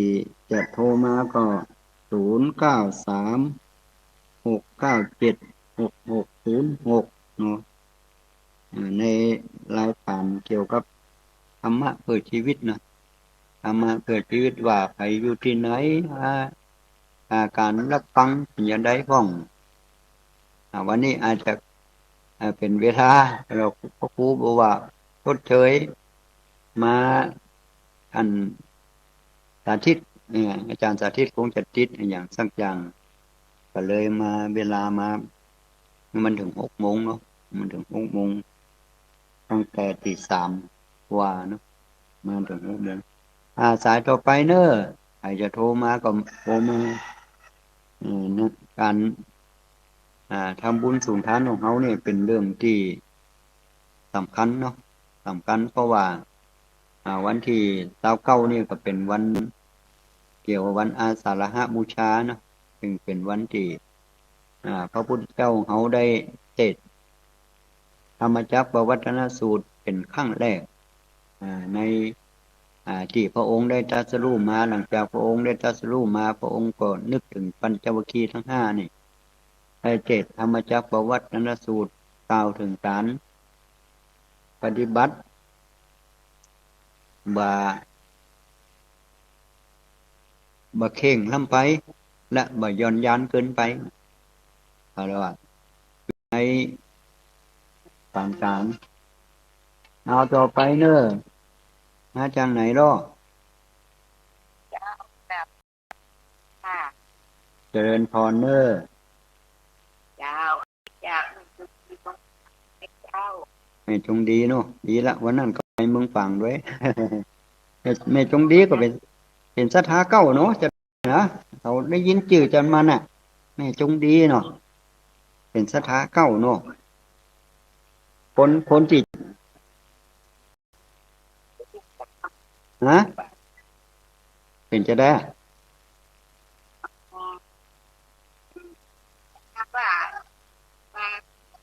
อย่างอ๋อเพราะว่าหัวเลี้ยวของเมืองฝางมันออกเนาะว่าวันนี้ครูบาก็เลยออกครูบาสงวนสุภาพโสประธานมนต์เวียงเนอะอำเภอเมืองปานอย่างวัดฝางฮะวันนี้เบาละโอ้มัน2 ชั่วโมงเกิงนะมันเคลื่อนไปถึงเกิงชั่วโมงนะแม่เนอะแล้วก็พ่อครูอภิวัตรเพิ่นก็เลยว่าเฮ้ยไปถึง6 โมงไปเลยท่านอาจารย์สาธิตคงจะติดอยู่แล้วก็เลยออกรายการอันนี้ก็ไปถึง6 โมงเลยเนาะอยากแล้วก็เป็นสัญญาณเออไม่หมดดีละแม่เนอะเอออยู่ดีมีสุขเนอะแม่เนอะเออยาวเจริญมันรู้สึกอยู่บนฝ่าเสียมละเจ้านั่นน่ะก็เจริญพรเนอะแม่เนอะอยู่สุขสบายเนอะเจ้าถ้าเออเจ้าได้เจ้าดีละอนุโมทนาสาธุเนอะอ่าอ่าสายต่อไปเนอะสายต่อไปอ่า0936976606นะแม่จงดีเปิ่นฟังทั้งอ่าเกี่ยวกับโทรศัพท์เนาะเปิ่นบ่ได้ฟังวิทยุเนาะเพราะว่าสถานีเมืองฝางก็คงจะติดขัดมันเป็นเรื่องธรรมดาเนาะอิเล็กทรอนิกส์นี่หมู่นี้มันเป็นเรื่องธรรมดาเอาเอาก็จะไปว่ามันดีทั่วไปเหมือนร่างกายเฮาเนี่ยกะบึดดีผ่องบึดบ่ดีผ่องเฮาก็ต้องเอาใจไปไอ้ยึดมั่นเนาะเอาไปยึดมั่นว่าของเฮาแท้มันก็ทุกข์ขึ้นมาเฮาก็วางผ่องนะเอายืมเพิ่นมาเนาะเพิ่นคิดออกเฮาบ่ได้เพิ่นคิดดอกเฮาเนี่ยเวลาเจ็บหัวเข่าเจ็บหูเจ็บตาเจ็บนั่นเจ็บนี่น่ะเพิ่นคิดดอกเฮาน่ะเฮาก็ว่าโดยย่ออุปทานขันธ์ทั้งห้าเป็นตัวทุกข์นะถ้าเฮายึดมั่นว่าเป็นตัวเฮาเนี่ยเฮาก็บ่ทุกข์อ่ะเพราะจิตเฮานี่มันบ่มีทุกข์มีสุขนะมันเป็นของกลางเรียกว่าเป็นอัพยากฤตอัพยากฤตมีทุกข์มีสุขอยู่อันนี้อยู่แบบอันนี้แต่ว่าเฮาไปยึดมันได้เฮาอย่ามาเจ็บแต่เจ็บว่าเฮาอย่ามาปวดแต่ปวดว่าคำว่าเฮาเนี่ยมันคือล่ะเพิ่นเดินปฏิบัติธรรมสติปัฏฐานสี่เจ็บหนอเจ็บหนอเจ็บหนอเขาจะไปคิดเฮาเจ็บหนอเฮาเจ็บหนอไม่เจ็บนะเราต้องคิดว่าเจ็บหนอเจ็บหนอเจ็บหนอมันได้เป็นปฏิกิริยามันได้มันจะหายก็เป็นเรื่องของมันอ่ะมันหายเป็นเรื่องของมันอ่ะเขาก็ยากไปตามที่เขาจะทำได้อันนี้ก็มีโอกาสอยู่เนอะตั้งที่อื่นที่จะโทรเข้ามาในรายการธรรมะเพื่อชีวิตที่จัดโดยครูบาสงวนสุปภาโสชาติมนเวียงอำเภอปานจังหวัดลำปางเนาะวันนี้อาจจะเกินไปหน่อยที่3 ครึ่งมาถึง6 โมงมาถึง6 โมงวันนี้ท่านพระครูให้โอกาสถึง6 โมงบางคนอาจจะหู้จักของบางคนอาจจะบ่หู้จักเนาะเพราะว่าบางผู้บางท่านก็อาจจะได้ยินได้ยินในช่วงนี้นะบางท่านอาจจะตื่นช่วงนี้6 โมงบางท่านอาจจะตื่นในเวลาตี 3อย่างเนี้ยตี 3ถึงตี 5อาจจะได้ยินอยู่ก็บอกเป็นอย่างละเนาะเจ้าเขาก็เพิ่นก็ออกรายการหลายรูปถ้าเป็นอาหารนี่ก็หลายรสหลายชาตินะเนาะหลายรสหลายชาติเป็นหน้าบุญของในยุคนี้เนาะในยุคนี้ที่เขาได้ฟังธรรมะของจากขึ้นสีขาวถ้าแสดงว่าในยุคนี้นี่ขึ้นสีขาวนี่ก็จะเป็นกำลังของเจ้าพุทธของเขามีพระสงฆ์องค์พระเจ้าเนาะหลายรูปหลายท่านหลายจังหวัดด้วยกันที่ท่านได้มาฮื้อธรรมะธรรมโมหลากหลายนะหลากหลายถ้าเขาตั้งใจฟังปัญญาก็ย่อมจะเกิดขึ้นได้ปัญญาก็ย่อมเกิดขึ้นก็เกิดปิติเกิดความสุขเหล่านี้เขาไม่สามารถจะซื้อหาได้นะเขาไม่สามารถซื้อหาได้เขาก็เอาจิตใจของเขานี่ จดจ่อไปตามอืมพระคุณเจ้าเนาะที่เพิ่นได้ได้ออกอากาศบางครั้งบางคราวก็อาจจะโทรติดป่องก็โทรติดป่องก็บ่เป็นหยังละมันใจเป็นไงถ้าโทรติดก็เป็นโชคดีถ้าโทรบ่ติดก็คนอื่นก็โทรไปแล้วคนอื่นก็โทรไปแล้ววันหลังก็เอาใหม่นะเอาก็บ่ควรจะไปเอาอนาคตถ้าเอาอนาคตเกินไปว่าไม่ได้เฮาอยู่โทรติดหามันก็เป็นความทุกข์กันละถ้าโทรบ่ติดมันก็จะทุกข์กันละแต่ว่าเขาก็เตรียมไว้อะเออเขาได้ฟังอย่างน้อยที่สุดเขาก็ได้ฟังในรายการวิทยุที่ออกอากาศขึ้นมาสาระบางทีก็อาจมีสาระพ้องบ่มีสาระพ้องอันที่เป็นสาระก็เก็บไว้ในใจอันที่มีสาระก็เอาทิ้งไว้ในอากาศทิ้งไว้ในอากาศไปจุดประสงค์ก็คืออ่าพระที่เป็นออกอากาศเพิ่นก็มีเมตตาเนาะเสียสละเวลาในการคือธรรมะแก่ญาติโยมเพิ่นก็สะสมกันมาห้ำเฮียนกันมาจากความรู้ที่เคยมีอยู่มาให้ทางผู้ฟังได้ฟังอ่าได้เป็นกำไรของชีวิตบางครั้งบางคราวนี่คนเฮาเนี่ยบางครั้งจะได้ฟังธรรมที่ทุกเจ้าที่เพิ่นเทศน์ชัดถ้อยชัดคำมันก็หายากเหมือนกันนะมันใจหาง่ายๆนะเฮาก็มาฟังวิทยุเนี่ยหลายรูปด้วยกันที่ท่านได้เอาธรรมข่าวของธรรมะเป็นธรรมก้อมของมาเทศน์หรือว่าแบบบรรยายเป็นข้อธรรมะต่างๆเนี่ยคือเฮาได้ฟังกันผู้ฟังด้วยดีย่อมเกิดปัญญาเนาะย่อมเกิดปัญญาชีวิตของคนเฮานี่มันก็น้อยเหลือเกินเนาะเพราะว่าชีวิตของคนเฮานี่อยู่ในโลกเนี่ย100 ปีก็หายากเหมือนกันหายากเหมือนกันฉะนั้นชีวิตที่มีอยู่เพราะว่าเศษกระดาษเศษเหล็กเศษอย่างเนี้ยเขาสามารถเก็บมาขายได้แต่ว่าเศษของเวลาที่มันเสียไปนั่นเขาบ่สามารถที่จะเอากลับคืนมาได้ฉะนั้นความดีทำเสียวันนี้เขาบอกฮู้ว่าวันพรุ่งนี้เขาจะมีลมหายใจอยู่นะถ้าเขาทำเสียวันนี้พระพุทธเจ้าท่านตรัสว่าแม่บางผู้บางคนอายุเป็น100 ปีแล้วบัดได้กำหนดลมหายใจเข้าออกผู้ที่เกิดมาในวันเดียวสามารถจะกำหนดลมหายใจเข้าออกได้แสดงว่าผู้นั่นเป็นผู้ที่มีคุณค่าในชีวิตที่เกิดมาในชีวิตที่เกิดมาฉะนั้นในรายการธรรมะเพื่อชีวิตวันนี้ก็ถึงสุดท้ายแล้วเนอะขออำนวยอวยพรให้ท่านผู้ฟังได้รับความสุขความเจริญจะปรารถนาจึงได้ก็ส่งความมุ่งมั่นปรารถนามุ่งมั่นในพระพุทธพระธรรมและพระสงฆ์มุ่งมั่นในการทำความดี